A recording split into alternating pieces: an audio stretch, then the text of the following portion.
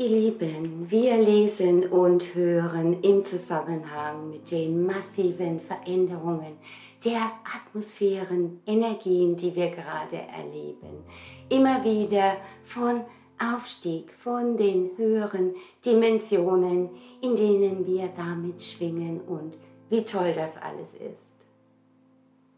Und das ist es auch, spirituell gesehen, denn ja, das Bewusstsein der Menschen erhöht sich immens in dieser Zeit.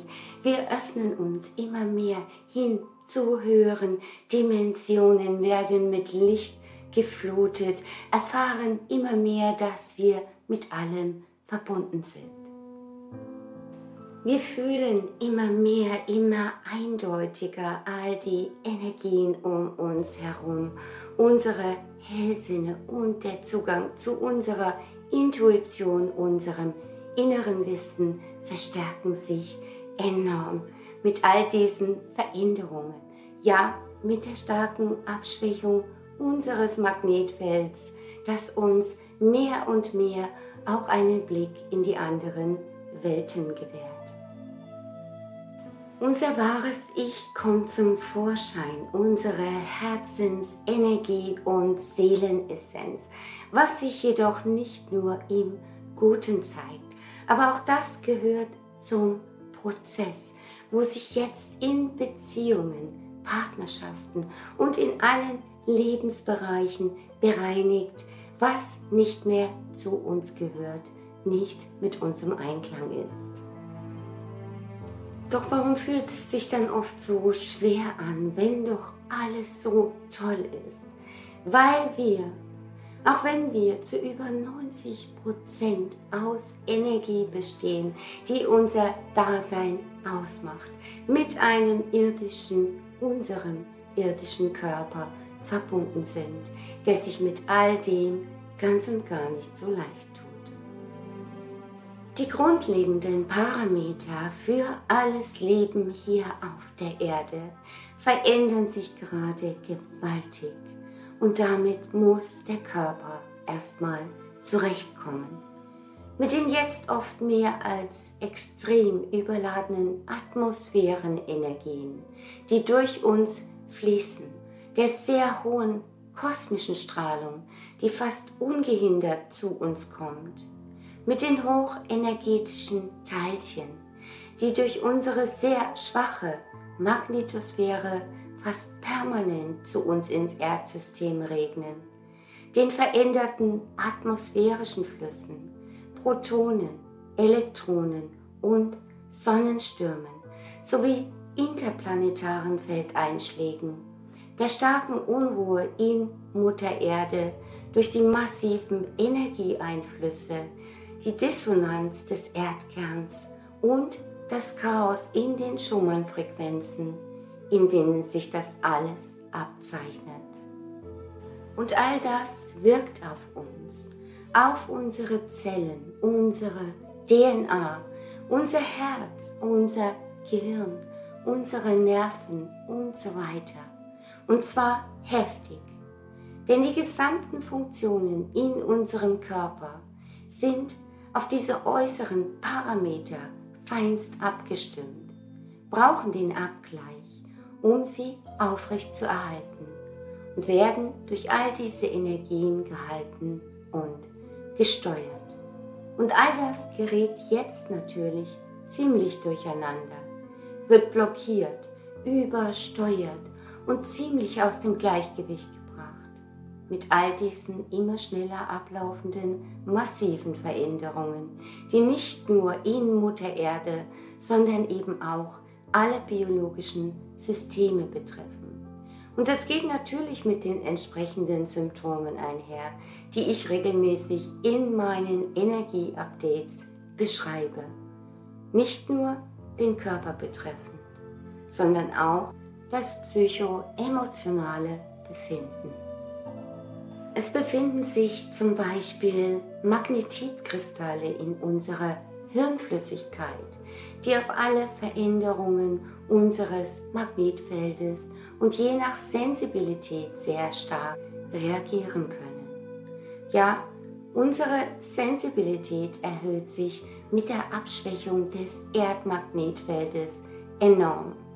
Das Schutzschild unserer Erde wie auch das Ringstromsystem sind mehr als durchlässig instabil. Oh ja, wir sind elektromagnetische Wesen, ihr Lieben. Jede Zelle und unsere gesamten Körperfunktionen werden durch Energie beeinflusst. Und je mehr Chaos hier herrscht, desto mehr Chaos entsteht auch in uns. Was sich übrigens auch mehr als deutlich in der Verschiebung der Tages- und Nachtenergien und unserem völlig veränderten Zeitgefühl zeigt. Und das wird erst einmal nicht besser, ihr Lieben, denn der Kataklysmus schreitet weiter fort, um irgendwann zu einer neuen Ordnung zu finden, wie auch immer diese aussieht. Zumindest im Moment wie ein kosmisch orchestrierter Befreiungsprozess.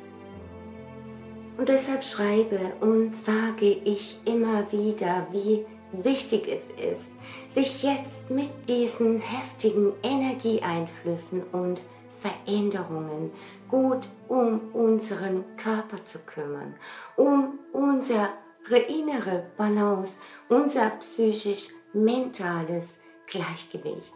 Und hier spielt die Energetik und sich mit ihr zu beschäftigen immer mehr eine übergeordnete Rolle. Denn die Energien, die jetzt immer mehr im Chaos sind, bewirken permanenten Stress in unserem Inneren, den Organen, beeinflussen die Zellregeneration, die Leistung der Mitochondrien, Hypophyse, Hypothalamus, Epiphyse, ja das gesamte Gehirn, die Nervensysteme, allen voran den Vagus, die Hormonausschüttung, Herz, Blutdruck, Mikrozirkulation, Haut- und Schleimhäute, Muskeln, Lymph- und Verdauungssystem, Atmung, Entgiftung, Konzentration, Gedanken, Wahrnehmung, wie zum Beispiel das Knistern in den Ohren, verschwommen sehen durch die sehr hohen Frequenzen und Ladungen, die wir jetzt haben und vieles mehr.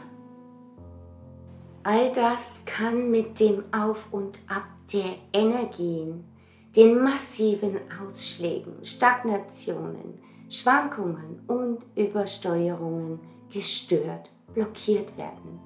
Und wie bereits gesagt, die Regenerationsfähigkeit ist insgesamt sehr stark eingeschränkt, was sich eben auch in der Anfälligkeit für Erkrankungen zeigt, als auch in Belastungen, Schmerzen, plötzlichen Überreaktionen, Entzündungen und Schwachstellen, die vermehrt an die Oberfläche kommen. Und deshalb heißt es wirklich, gut auf unser Energieniveau zu achten, ja, es hochzuhalten, um in unserer Kraft zu bleiben. Was eben auch ganz stark mit unserer mentalen Ausrichtung zusammenhängt, die jetzt immens wichtig ist. Denn negative Gedanken, Ängste, Sorgen schwächen unsere Energie massiv und auch Emotionen, die von außen getriggert werden. Doch hier ist es auch wichtig, darauf zu achten, welche Trigger das sind. Denn oft finden wir hier auch Hinweise zu dem, was in uns selbst noch nicht geheilt ist. Insgesamt heißt es jetzt wirklich, unsere Gedanken und Gefühle bewusst positiv zu lenken, zu nähren, um unseren Organismus nicht zusätzlich zu stressen. Denn ja, auch das sind Energien, die sich jetzt sehr schnell in Problemen manifestieren können. Wundert euch nicht, schreibe und sage ich so oft, weil es so ist.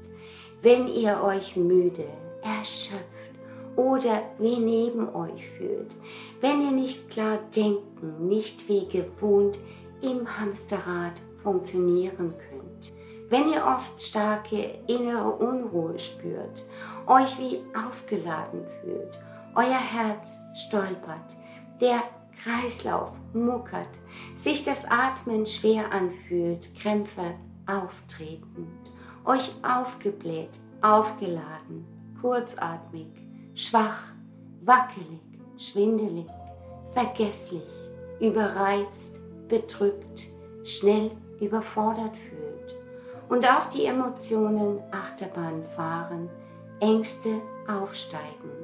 All das hängt mit den Energien zusammen, die auf uns wirken, wie auch auf die Tiere, Mutter Erde und alles Leben. Und natürlich kann das auch zu Überreaktionen im Außen führen, denn sehr viele Menschen sind jetzt völlig überfordert. Die oft extremen Ladungsausschläge und elektromagnetischen Ladungsverdichtungen in der Atmosphäre, wie wir sie jetzt fast dauerhaft haben, treten normalerweise, also früher, meist nur kurz bei starken Gewittern auf.